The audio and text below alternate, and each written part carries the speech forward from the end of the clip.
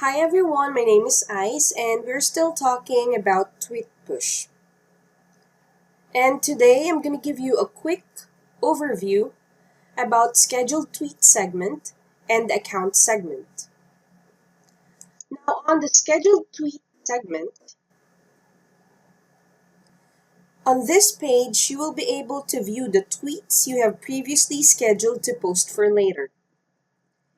It will also show you the date and time you have set the post to show on your timeline.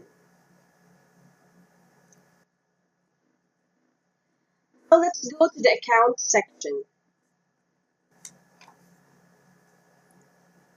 On this page, you will see all the Twitter profile you have added to the application. In this page, you may also delete the account you wanted to remove or add new profile.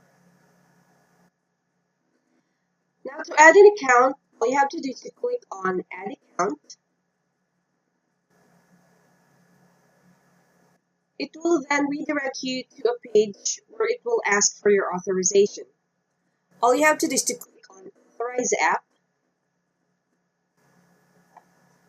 And normally the application will ask you to log on to your Twitter account. But since I have already logged in, it will just ask me to add account. Click on it, and it will take you back to the account page, and you will see the account has already been added. Now you may also see all the added profile by clicking on the drop-down arrow on the upper right corner of the screen. It will let you choose the profile you would like to work on. So that's just about it for scheduled tweets and account segment. See you again on the next video. Thank you.